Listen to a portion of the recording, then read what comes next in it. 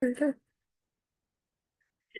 All right, everyone. So, hi, and thank you for joining me today. I appreciate all of you who have jumped on. So today we are going to explore how nonprofits can effectively plan, budget, forecast, in order to ensure financial stability and program success. But before we get started into all of that, we are going to talk about our centering community land acknowledgement.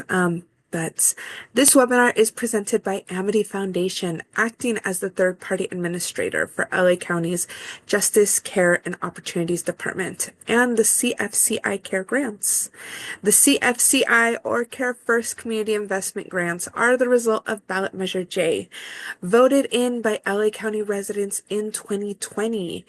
Care First Community Investment Funds are intended to be invested directly into communities and alternatives to incarceration that address negative outcomes caused by racially driven criminal legal system inequalities and long-term economic disinvestments. So today's webinar is being recorded. You do not have to be on camera. However, understand that if you are on camera, your image may be captured in the recording. And staying on the webinar represents your consent to being recorded. At Amity, we incorporate teachings that center the community before we begin our work. Today, we will use the LA County Land Acknowledgement to recognize the price paid by individuals that has resulted in efforts such as the Care First Community Investments. We recognize that we occupy land originally and still inhabited and cared for by the Tonva, Tataviam, Serrano, Quiche, and Chumash peoples. We honor and pay respect to their elders and descendants. We acknowledge that settler colonization resulted in the genocide of the First Peoples, and this acknowledgement demonstrates our responsibility and commitment to truth, healing, and reconciliation, and to elevating the stories, culture, and community of the original inhabitants of Los Angeles County. So let's just dive right into why planning, budgeting, and forecasting matters within our organizations. So, does anyone want to answer this question actually? You can just come off mute and answer if you have any ideas or why it matters in your organization. Anyone can come off mute.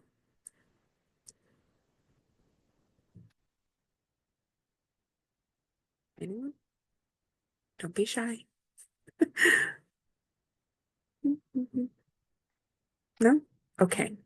Well, financial planning is crucial for nonprofits to allocate resources effectively in order to sustain programs, achieve long-term goals. Budgeting provides a financial roadmap, while forecasting helps organizations anticipate future financial conditions and adjust accordingly. A well-structured approach ensures that nonprofits remain mission-driven and financially stable. Now, the word budget often can scare a lot of people. For myself, numbers definitely give me nightmares. But you know, the budgeting really involves making a numerical plan and writing it down. Growing companies don't have a long history of organizational um, criteria or data in order to help guide individuals in their decision-making skills. So companies often need to harness the power of budgeting in order to identify and solve problems on paper before those problems actually arise within their organization. So, budgeting numbers provide informed benchmarks to use in evaluating actual performance, right? Now, when running an organization without a budget, it can be exciting. You're really living day by day. You may, get a surprise here and there. But, when you sit down and really plan out things, the surprises are very minimal. Because you have thought about things, right? The planning involves setting goals, it involves strategies, and the budgeting allocates those resources in order to achieve those goals. And forecasting predicts future outcomes based on the historical data and planned actions, which are all crucial to an organization's success. So when we talk about planning, we really want to think about three different examples. Either, Did you um, canceling yeah, that we care.com? ask that It's a everyone go on subscription. mute. What's a care.com? I guess he was getting it See initially who for is off mute. tutors or something. Hold on. Let me stop sharing so that, or did they go off mute? I think they did. Okay. We do ask that everyone please mute their computers, their phones, all of that jazz. Thank you so much. So when we talk about planning, we talk about three different types of examples of planning. We want to think about your strategic planning, your operational planning, and your project planning. So when we talk about strategical planning, we want to have you think about, the expansion of your organization, whether you're going into a new market, whether you're requiring plans for resources, infrastructure, your marketing strategies. Whereas the operational planning is, what do you need for inventory for an upcoming event? Or what your clients need. Project planning, we definitely want you to think about timeline resources or what are the tasks required for a new project that you're planning out. For, let's say, budgeting.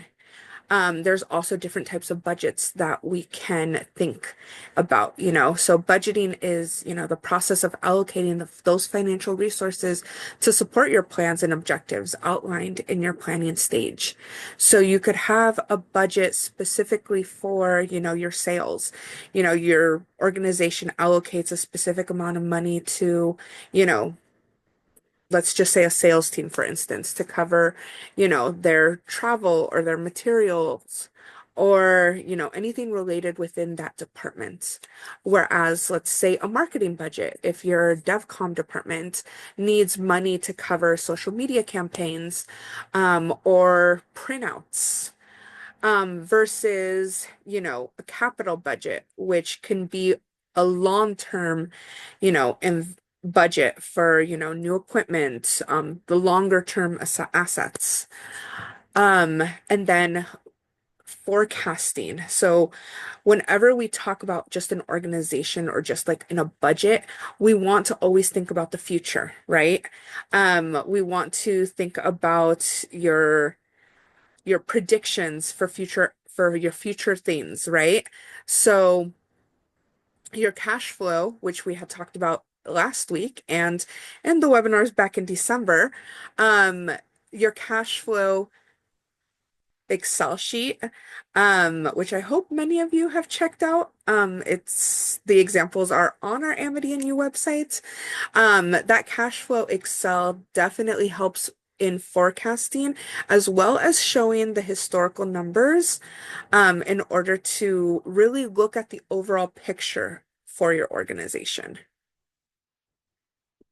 So, key components of nonprofit financial planning. So, a successful nonprofit financial strategy will include your strategic planning, so your financial planning, where your mission is and it's aligned with long-term objectives.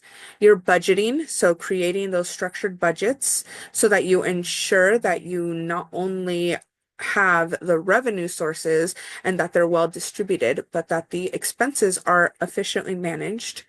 The forecasting, so definitely looking ahead using your data trends and how it enables your proactive decision making rather than reactive scrambling. Your cash flow management, so always monitoring that money movement so that you prevent financial shortfalls and you ensure smooth operations. And of course, risk management. So we want you to acknowledge financial risks so that it allows for some contingency planning.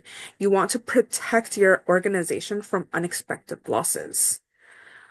So, when we talk about financial planning and analysis, or otherwise known as FP&A, it's definitely one of the fastest growing, valuable yet underperforming domains in finance. So, usually we love using Excel, so that Excel is most universally used. It's loved. It's also can be easily misunderstood tool, but it definitely in Excel for your financial planning and analysis, it definitely can um give you everything, right? Everything is very how can I say it's what's the word I'm thinking of? The formulas. It's very formula driven. So it helps your numbers run very smoothly. A great option of using for your financial planning can be like QuickBooks because everything is there and you're able to build a report based off of your statements, off of everything that you have. You just integrate it into QuickBooks and it easily will push something out for you. So, a best practice for budgeting and forecasting, you want to create realistic budgets. So, use your historical data. We always say, data, data, data. Um, we want you to anticipate expenses and we also want you to project your revenue. We want you to think about diversifying your revenue sources to avoid over relying on just one funding source because you never know when that funding source might end. You never know if something goes wrong with it. We want you to look into multiple ways. Don't put all of your eggs in one basket, as they say.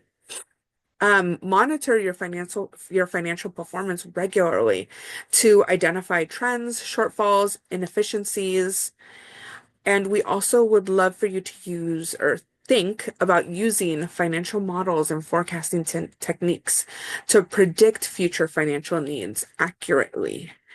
Um, and then we want you to really try to leverage technology in order to track income and expenses efficiently and to make data-driven decisions. Again, Excel is amazing how it can make charts and tables, but it can be scary to learn these things, right?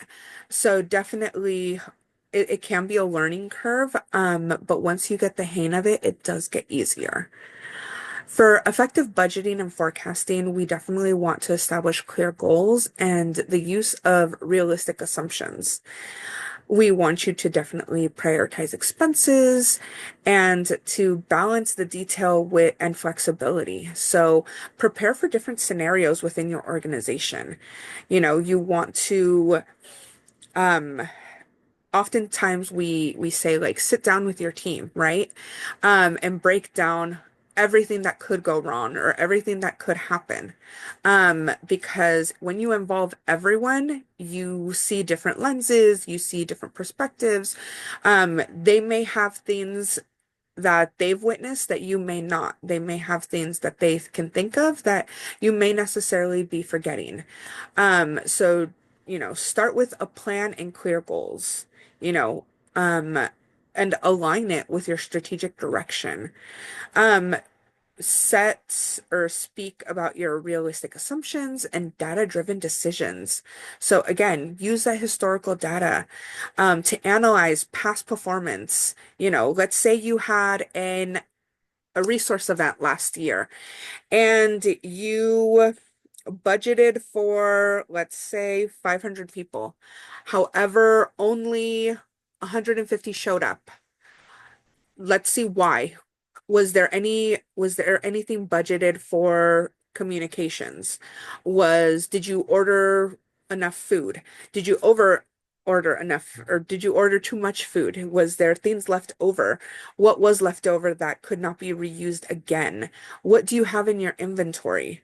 So definitely taking inventory of what you can use or what has not been used is always great. Or what type of donations can you get? And then, Do you anticipate 500 people and maybe 700 people will show up? Um, so definitely, thinking of everything and anything that can happen. So, common mistakes when we think about budgeting and forecasting is that we overestimate the revenue. So, oftentimes we project higher grant funding or donations, and it often will fall short. Or we underestimate expenses. We don't want to ignore hidden or rising costs that can create a financial strain on ourselves or on the team or on the organization. Again, the cash flow, we can't ignore it. Even if our organization is profitable on paper, our poor cash flow management can lead to operational struggles. And then lack of contingency planning. So unexpected expenses or revenue shortfalls can derail our operations, even if they're not accounted for. And then not adjusting forecasts. So financial planning must be dynamic with forecasts updated regularly based on real-time data.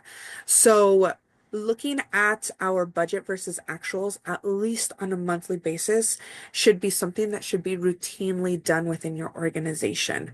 What is in line? What's working out? What is not? Can we anticipate, our numbers changing in the next 6 months? So, sometimes we can over rely on historical data. We can ignore external factors. Maybe we're a little over optimistic or pessimistic, or we overcomplicate the process. So definitely some other pitfalls are, not setting realistic goals, or they're just over ambitious goals. The last thing we want is for anyone to be frustrated or feel like they failed within, the desired outcomes. Not tracking and recording expenses. So at the end of an event, do you reconcile that event? Um, Again, do you look at your budget versus actuals for your event? Do you look at all the receipts? Um, we hope you do so that you can, see what worked, what didn't, and you can make the necessary changes for your next events. Um, Spending impulsively, just like in our personal finances, this often can happen and it can derail a budget very quickly. Has anyone faced any budget pitfalls here that would like to share? And anyone can just come off mute. Hello. Yes, this is Daryl Crutchfield from Saving All Kids. How y'all doing? My pitfall was when I first did my budget, I underestimated, due to lack of knowledge, the amount of taxes that's taken out right then and there when you pay employees. So by me not, I put in, I don't mind disclosing, I put in, let's say, 10%, 15%, but I really needed like 29% because Wow. they really had other fees in there. And I didn't know they did it like that. I was like, ooh, like when you pay a person, the government want their tax money and that person's tax money out of you right then and there. So Yeah. thank God I had ways to make adjustments because the other things that I was blessed to get a discounts on here and there. But boy, if it wasn't for that, plus my other cost that's there, that other cushion cost of 10% for the excuse me for not knowing the name of it right now, but it's the other percentage we allowed for the Mhm. project management. I gotta get that right. Project management, thank God, because boy, geez Louise, ooh, I couldn't believe it. I was calling my advocate, text, email like crazy. Hey, I got a problem. I immediately, but one thing about it, I immediately contacted my advocate and the funding department, as soon as I seen a problem, I didn't sit Mm-hmm. around and play and say, let me just try to be slick and move around. I said, no, let me hear them get some kind of help and ask what to do. So they helped me out immediately. And then I had some different cushions that were there because of discounts, like I said, and stuff. So, man, ooh, but boy, be careful, whoever doing your budget. You better check out that payment system. Check it Yeah. out. 'Cause it could bust you in the head like, oh my God. So, yeah, that's enough. Thank I you don't want to so talk much, Daryl. Yeah, definitely. I love how you mentioned checking someone else's work. So if you have an accountant, if you have a bookkeeper, definitely check what they are doing. Um, and have them explain it to you. You never know when they may no longer be available.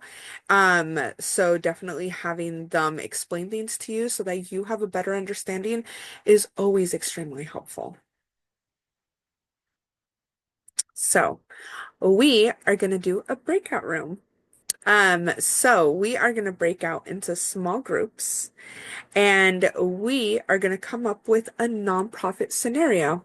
So your group can come up with any nonprofit scenario. It can be an after school program, it can be a food pantry, a community outreach initiative, whatever you want.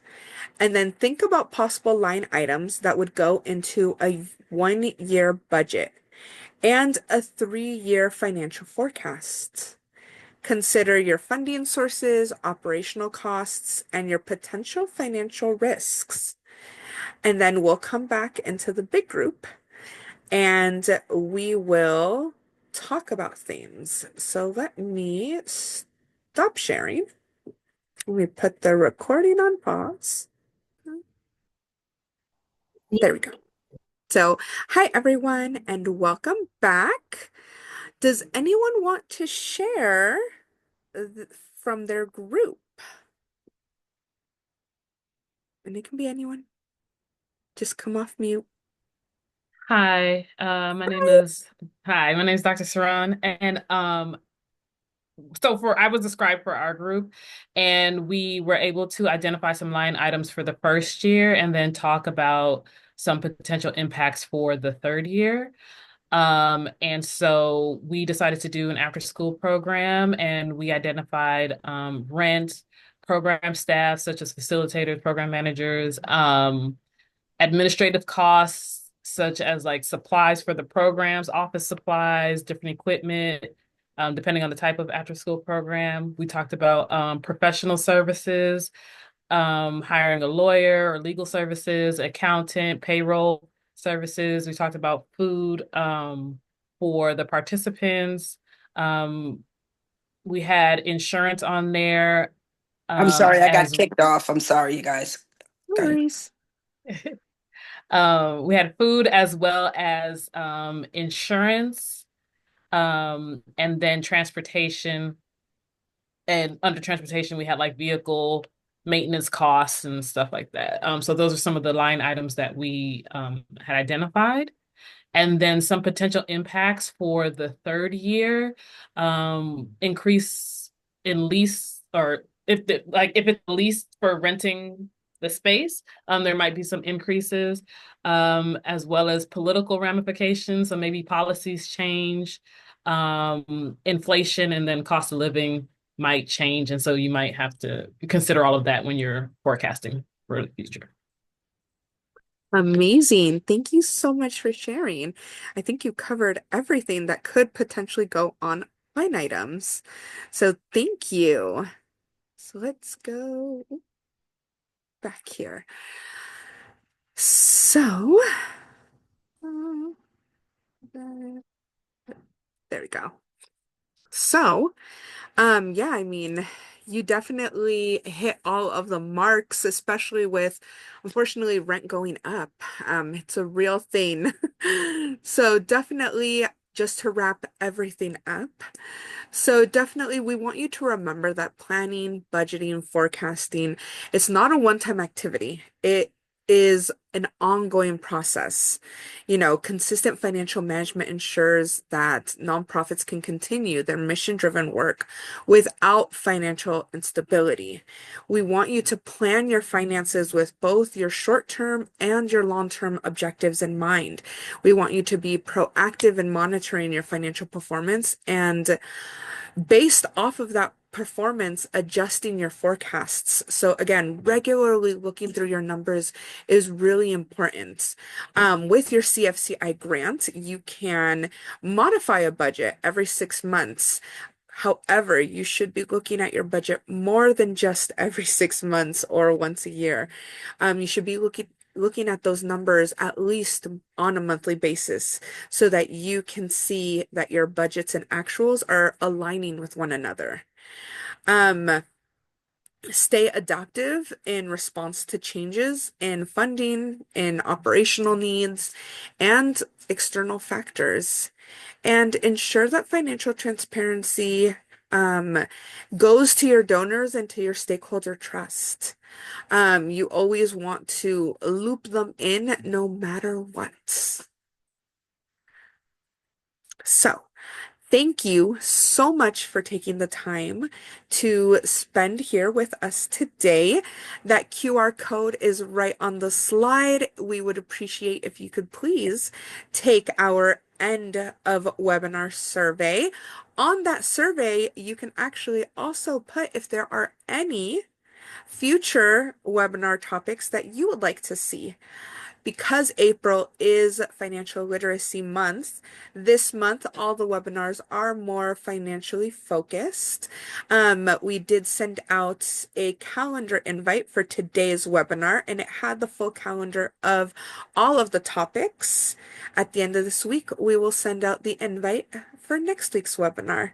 And that's the style of email invites that we are going to be doing moving forward. Every single invite, however, is going to include the calendar for the month. If you did not receive an email, though, with that calendar invite or with our bulletin last Friday, please let your grant advocate know. Feel free to drop a message in the chat, and we will add you or whoever in your organization would like to receive our emails and do not. All right, everyone, have a fabulous Wednesday. Stay safe, be healthy, and we shall see you all soon. Have a great day, everyone. Bye. Hey, Nina, can you put the link in the chat for the post?